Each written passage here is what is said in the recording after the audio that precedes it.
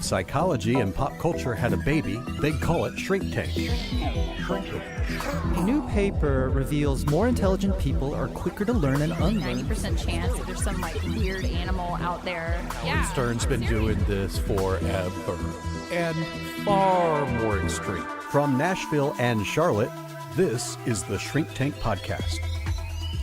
Welcome, everybody, and thanks for joining us. I'm Dave Verhagen in Nashville. We've got a great show for you. Our trending topic today is the Oscars. We'll talk all about that in our second segment, but first let's meet our Charlotte panel. Dr. Emma Kate Wright is here. Emma Kate, you are in your 31st year, is that right?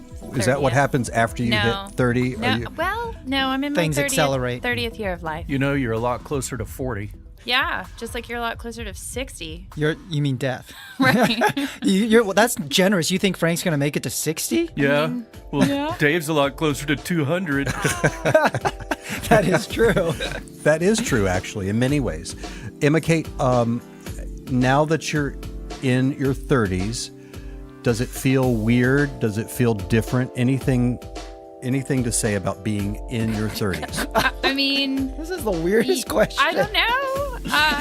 Truthfully, since I am entering a new decade of my life, I feel kind of like excited and empowered about. You'll get over that. No, but I mean, I'm really excited about my 30s. Why is that a crazy question, Jonathan? Like that's I a don't know. thing. People hit 30 and they get all wigged out about it, or they hit It feels 40. leading like, are you looking forward to arthritis or, wrinkles around the eyeballs or, Yeah, no, 30 is, it's that number where you're like, oh, I'm old, but then realize like everyone's Spoken like a no, 30-year-old. You're not old. No, exactly. And then everyone's like, oh, no, you're not old. Actually, you're really young. Everyone's like, oh, yeah, you're kind of old. I mean, Frank recently pointed out some gray hair on my head, so, Actually, there's more. I know, I have several strands. Yeah. Thank you for bringing that back up. And Dr. Frank Gaskell is here, and he's approaching 50. And Frank, when you hit 50 is it going to be 1 year or 2 years? 2 years. Yeah, what? Next I year. don't know if that's true. Your forehead says something else. I'm not. Are you going to fall apart more than usual? Absolutely. No, Will because it I got my Peloton. I'm riding my bike. Yeah, that stops you falling apart. Well, I'm stronger. Yeah. Are you feeling better going into your 50s? Yes, All right. I feel fine. You don't feel like you're going to emotionally or physically fall apart? No, I can't rule out physically, but emotionally, I'm good. Here's the thing I noticed. I told someone here, it's like I'm a person that historically has had a lot of energy. I mean, I just have a lot of mental energy and energy to do things. And man, I'm just getting tired a lot. Like I feel like old man Dave for sure. So Are you exercising? No. Okay, you kind of need to do that to get your metabolism up, which is called energy. Well, That helps. but it also means you have to exercise. Wow. 30 minutes a day. For the longest time, Dave thought like digesting was exercising. Yeah, and I'm good at that. I'm real good at that. Well, you just heard Jonathan Hedderly. He's our certified Asian who rounds out the panel. And each week, Jonathan trolls the internet to find a great story of psychology in the news for our first segment that we call Being Human. So how will the human race take the news that we are not alone in the universe?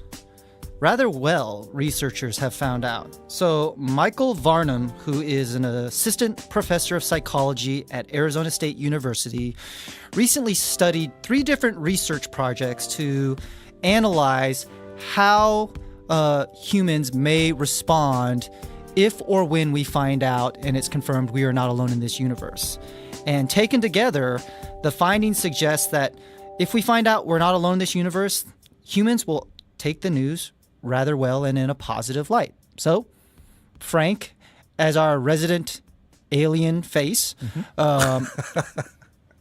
do you agree that the human race in the 21st century would respond positively to find out that there are other forms of life? Well, when I landed here 30 years ago, I was not welcome. And to this day, I'm not welcome. But I can relate to this study because a while back, there was this, I guess it's an asteroid that was really unusually shaped. And these scientists were thinking, this could be a spaceship. Like legit scientists were thinking this could be an ancient spaceship. We've never seen anything shaped like this. And when it got closer, they realized, okay, it's just space rock. But I got legit excited thinking we're going to see an ancient spaceship coming into the solar system. But I think I did an article a while back for Shrink Tank about the singularity and looking at Nobel Prize winners and what they think, how people would respond. And I think on some level, it's basically curiosity, that they don't see this as like a big thing that will really impact our lives. And it's, oh, yeah, we've found some bacteria or a weird fish or something, but I'm not seeing us finding the intelligent life anytime soon. But I think people will welcome it. I think we've had enough Independence Day movies that we're not really buying that. Yeah, I'd probably say most people would be on the positive side of this as long as it doesn't feel threatening. Because like little bacteria, it's like, okay, maybe. Right. Well, I don't know though, because then there could be like an epic plague. Who knows? But no, I'm in agreement with this. I think most people are going to be really excited just because it's something really novel and kind of it feels unrealistic, but then it's not. Yeah, I don't know why, but I think people are not going to respond positively to this. I think we react with fear and hatred of humanity. So why do we think this unknown entity that we don't know a lot about, that we're going to react positively to that? I mean, just look at vegans on this earth. Like they already are just like the idea of like a bacteria or some unknown molecule from out of this planet. Well, our sound engineer looks like he showed up from another planet.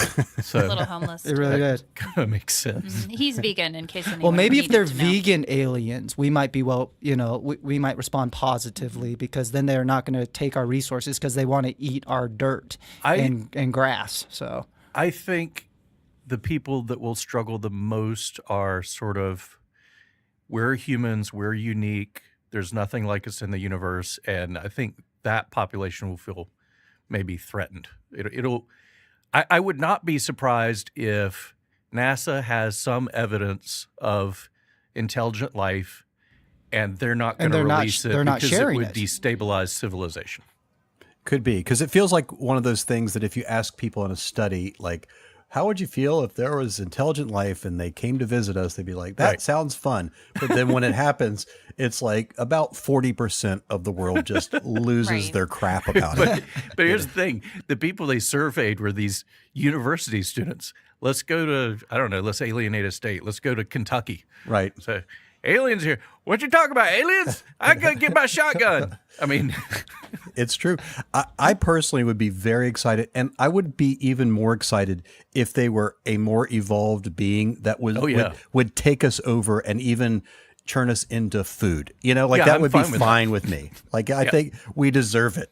This conversation derailed. Chew us up and spray us on crops for their alien food. Exactly. David's always wanted to be a Hating on meal vegans for somebody to else. Aliens. Oh, Well, Lord. like in the Matrix where they're like batteries, Yeah. like The that'd be Matrix. fine. Like just War of the Worlds. It's Exactly. okay. No, Well, and no worries. You know what the aliens are going to say after they eat Dave? They're going to be like, that tasted an awful like chili dog. Tastes like chicken. Yeah. No, I'd be fine with it. Bring it on. Bring on the aliens. But I'm going to tell you, this study means nothing because there's going to be 40%. That's the number of people that are going to flip out. You know how I think you're probably right. You know how I know that's the number? Because that's how many people have IQs below 100. It's close to that. It's kind of because that's sort of the set point that no matter what Donald Trump does, they still support him. Yeah, that's true. Right? There's that percentage of people that are going to be like a certain way, and they're going to freak out around anything that's different or new or looks different or anything like that. It's going to be 35-40%. I buy that. I wonder if the aliens are similar looking as humans and they're white aliens, if that number would increase. Right, Be yeah. like, oh, the white saviors even from our universe. I do want them to be green. I think that'd be cool. Yeah, or so just a cool color. Yeah. Purple. Purple. Translucent. That'd be fun. Oh, they're a little weird. You could see inside them. That's too not. No, Yeah, I don't want to see that. I don't want to see that. All right, let's move along and let's. But you want to be eaten by an alien. I just don't want to see through them. I'm not saying I want to be eaten by an alien. I'm saying that if aliens ate us collectively, that'd be fine. That if we all die It's a different together. thing. Thank you for clarifying that. Ooh, I don't want to misrepresent you, Dave. Right. No, you know what I'm saying. Like if they deserve it, like if they're that evolved and they're going to land here and they can bring And their they're hungry from their trip. then they deserve it. Then eat, chow down. That's what I would say. All right, let's move along and talk about our trending topic today, which is the Oscars. And the Oscars are coming up this weekend. And we're going to talk about our predictions for the Oscars, whether the Oscars are still relevant. But one thing that we've highlighted in weeks past is that there is an Oscar-nominated film called Three Billboards Outside of Ebbing, Missouri, that we have some disagreement on. And so I want to ask before we dive in, Emma Kate, did you end up seeing the movie? Unfortunately, I could not make time for it, but I did do a little research. Okay. All right. So I'm not going to speak for Jonathan or Frank just yet, but let's just say we have a difference of opinion. So we want to air all that out. And Jonathan, because I think you have the strongest opinion or strongest feeling about the movie, tell us your take on Three Billboards Outside of Ebbing, Missouri. Well, I tend to judge a movie based upon its genre and how serious it takes itself and what it's trying to accomplish. And in that sense, I think Three Billboards Outside of Ebbing, Missouri is a bad movie. It is not a good film. It's not sort of a noble misfire. I think the writing, the editing, and the direction lets the film down. The cast and the acting, I think, are noteworthy. I think the pedigree of people performing, they give all that they can. But the movie is tonally, I think, a mess. I think the editing is horrific to the point where they're trying to balance out threat, violence, domestic violence, racial violence, misogyny, rape, murder with comedy. And I don't think they succeed at all. I don't think it builds great tension or sympathy for characters. I don't think it's particularly funny. I think if they leaned in on just one or the other, they probably could have found a tone that kept me engaged. But this movie lost me very early on, and then it just became this accumulation of just like misfires, bad timing, tonal shifts, and I just couldn't understand what the point of the movie was. I thought it was a bad movie. So before I ask Frank, at what point in the movie did you emotionally check out? There is a scene, and spoiler alerts for those that have not watched this movie. There's a scene where Frances McDormand's main character is visited by her ex-husband, who was he was a domestic. I mean, he beat her, and you have this weird scene where there's tension that's growing to the point where he's strangling her. The son is holding a knife against his father's throat, and then you have this bumbling 19-year-old girlfriend show up, acting all buffoonery, and she's meant to be comic relief in this situation that's escalated where he's choking his ex-wife. The teenage son's holding a knife against his father's throat. Because she comes in and she's all bumbling, everyone just stops what they're doing, and they put the table and chairs back, and then they go on like they're having just this normal conversation. And to me, that is indicative of all of the misfires of this movie. Like, it's neither funny, it undercuts what it's trying to build, and it just can't recover from those types of scenes and setups. Frank, how about you? I checked out in the scene where we see the daughter and the mom get into a fight. And the daughter says, well, fine, I'll just walk. And I hope I get raped. And then the mom yells, I hope you get raped too. And I just went, yeah, I'm out. No. It feels like either the writer or the director doesn't understand our culture or doesn't understand racism. It's like he's speaking some kind of a different language or something. I didn't get it. I wasn't. And the last scene of the movie, I couldn't take it. Just them driving off. Like, what are you guys doing? This is dumb. So let me ask honest question about that, about you seeing this movie. Now you're watching this with Jonathan, right? You and Jonathan and your wives, our wives go, right? Yes. Mm-hmm. How much of how you felt about the movie was influenced by Jonathan hating the movie, and you could tell that he hated it? The first thing I did after the movie was over, and I leaned over to Liz and said, "We have wasted a night." And she said, "I hated it." And then we walked out, and that's when Heatherly started to talk. All right. And even last night, last week, I talked to my hairdresser, Kel.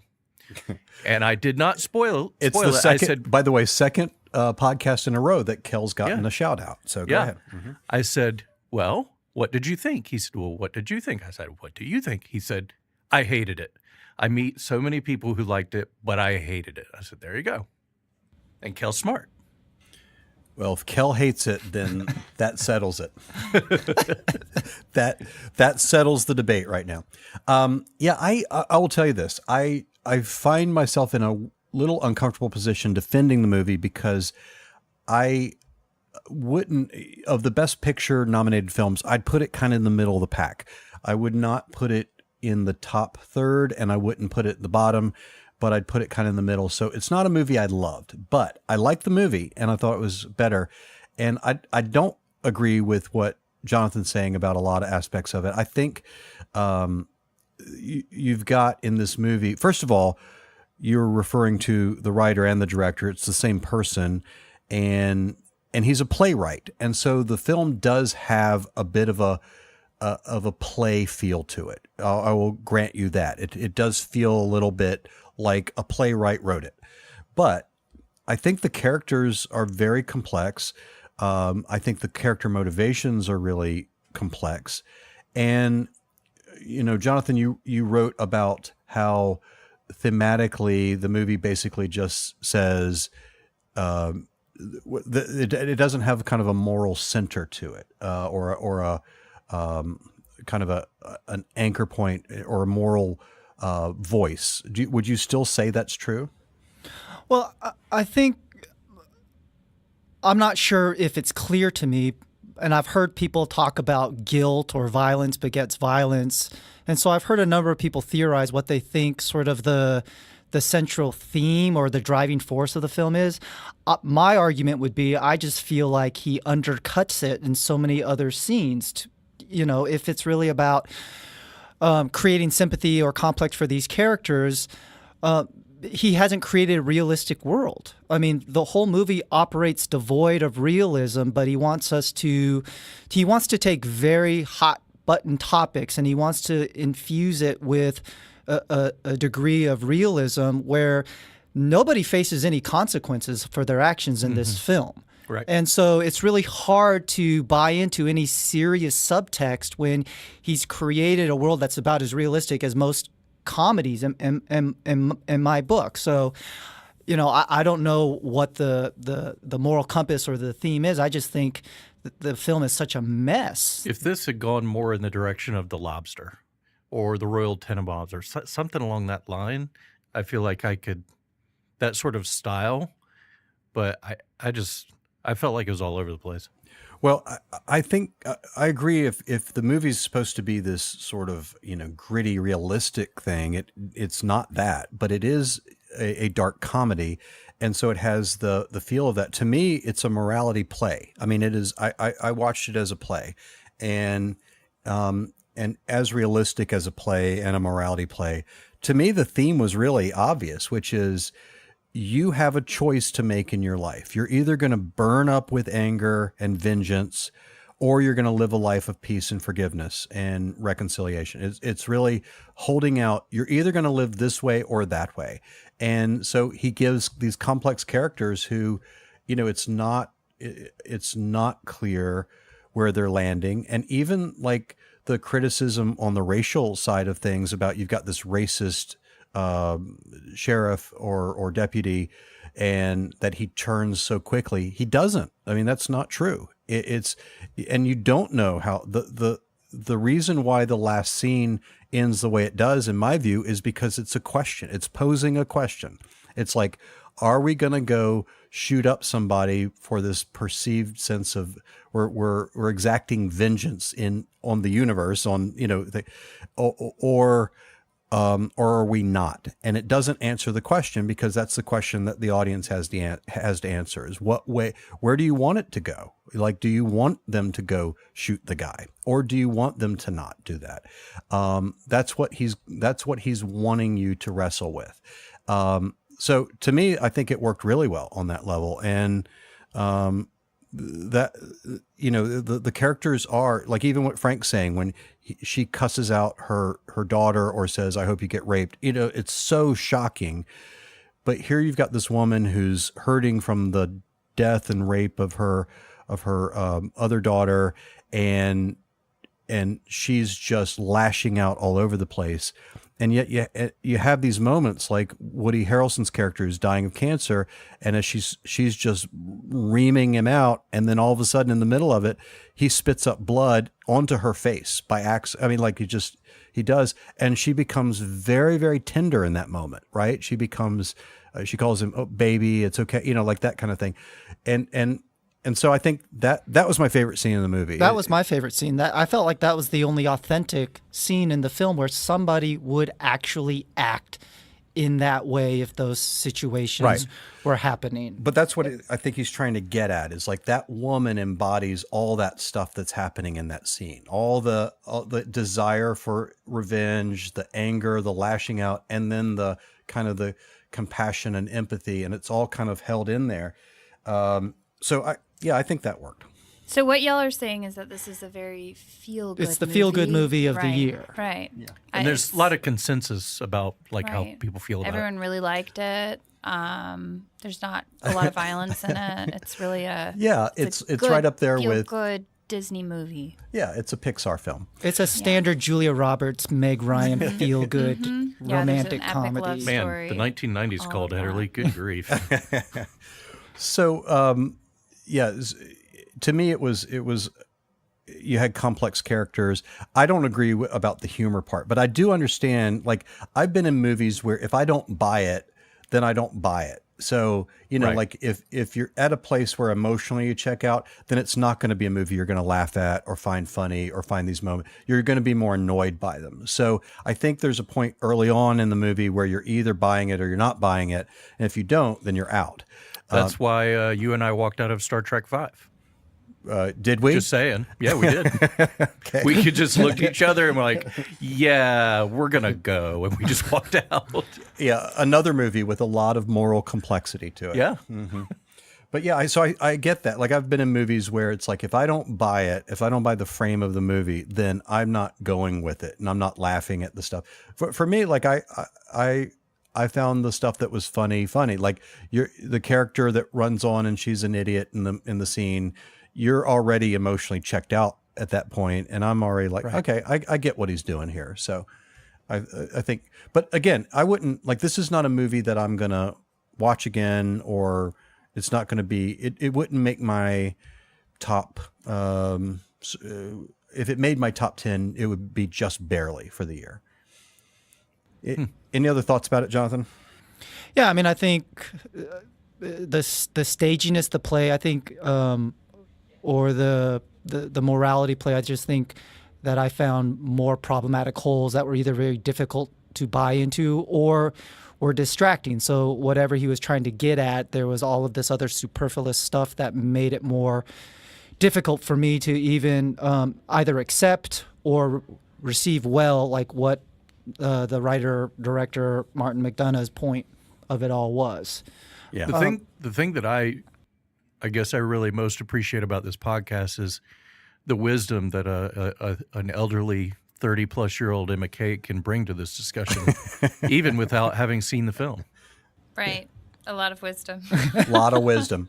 All right. Well, let's move off the topic and keep talking about the Oscars, and let's make some Oscar predictions. And even if you haven't seen all the movies, I'm going to ask you the big five, actually big six, including Best Director, and what your prediction is. And you can say If you feel like you've seen enough, you can say the movie that you think should win, but then I want you to make a prediction of who you think will win. So we'll start with Best Picture. Let me read them off to you. Shape of Water, Three Billboards Outside Ebbing, Missouri, Dunkirk, Lady Bird, Get Out, Call Me by Your Name, The Post, Darkest Hour, and Phantom Thread. All right. So Jonathan, you want to start? Well, I mean, I think this year's Oscar is actually quite wide open race, but I think The Shape of Water is ultimately going to win the Best Picture. I think it's trending upward at the right time, and I think there is enough, I don't want to necessarily call it backlash. I think there's enough conversation about questioning how good of Three Billboards is that it's losing its frontrunner status. So I think Shape of Water will win Best Picture. And Frank? I want Get Out to win. I really want it to just crush it. But I think Dunkirk should win. You think Dunkirk will win is what you're saying? Yeah, will win. Okay. Yes. All right. Emma Kate? Well, since I have seen so many of these Yes. movies, my opinion is going to be really exceptional. I have seen Get Out, and I loved it. And because I have seen that, I'm like, oh, I want that one to win. But from what I hear, I think Dunkirk, from a variety of opinions, is probably the one that will win. Okay. I want Dunkirk to win. I think it'd be the movie I'd vote for, but it's not going to win. The Shape of Water is going to win. So that's my will win pick. All right. Quickly through the acting categories, the front runner for Best Actor is Gary Oldman. The other nominees are Timothée Chalamet for Call Me by Your Name, Daniel Kaluuya for Get Out, Denzel Washington, and Daniel Day-Lewis. Who's going to win it, Jonathan? Gary Oldman's going to win it. All right. And I haven't, other than Get Out, I haven't seen any of the other films, so I can't really comment on who is deserving of it. Gary Oldman will win it. Emma Kate? I'm just going to say the same name as everyone else. I'll say Gary Oldman will and should win. All right. And Best Actress, Frances McDormand is the front runner, but there's Saoirse Ronan from Lady Bird, Sally Hawkins from The Shape of Water, Margot Robbie for I, Tonya, and Meryl Streep for The Post. And Jonathan, who's going to win it?